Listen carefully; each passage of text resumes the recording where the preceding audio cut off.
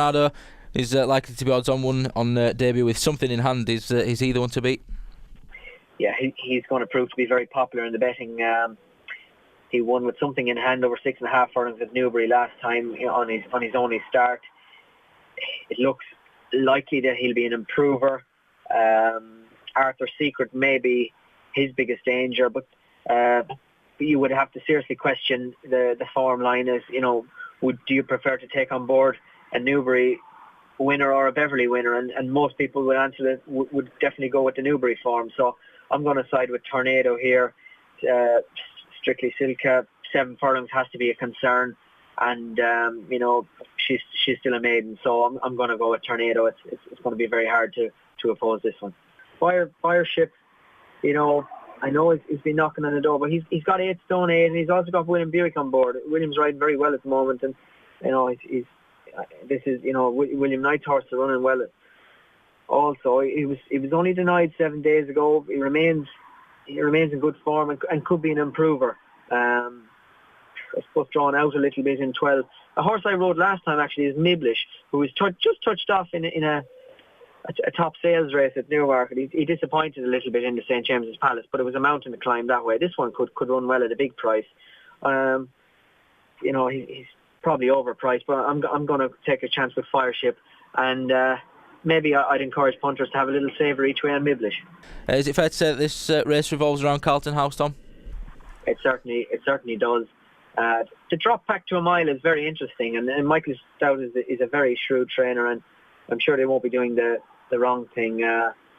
It will centre around him. It's very hard to see what's going to be his biggest danger. I'm questioning if bouncing back to his best could pose a problem, but it's very hard to oppose Carlton House here. And he was a smart second in the Prince of Wales Stakes at Ascot last time.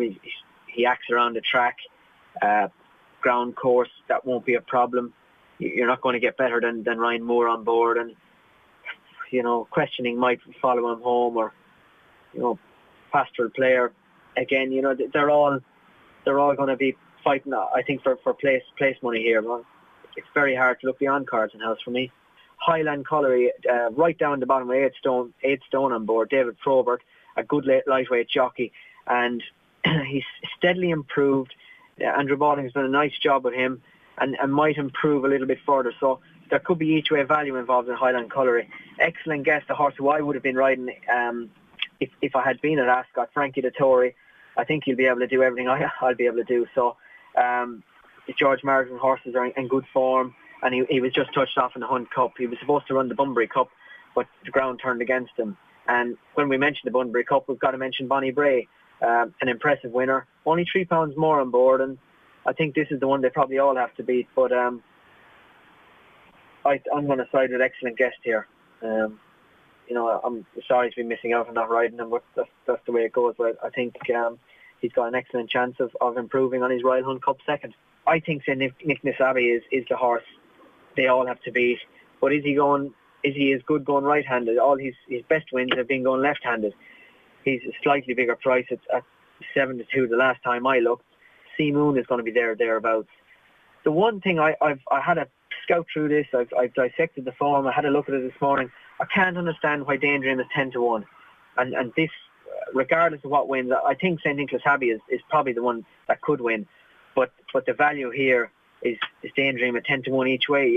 It's a free bet. You can't go wrong. The 10-1's all gone now. It's 7-1 for Daydream being supported. No surprise to me that the shrewd punters early morning would have scooped up to 10-1. It was far too big about it. But 7-1, as I said, you're still getting a free bet, each way. I'd side with St. Nicholas Abbey to win, but I'll keep an eye on her. Yeah, Gospel Choir probably sets the standard here.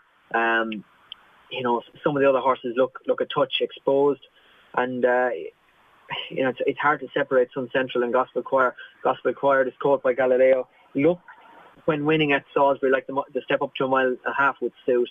Sun Central, the same case can be made. I'm going to go with Sun Central. I think there could be more. Both of these are by Galileo. It's going to be very hard to separate them, but see what the money comes for. But I'm going to go with Sun Central.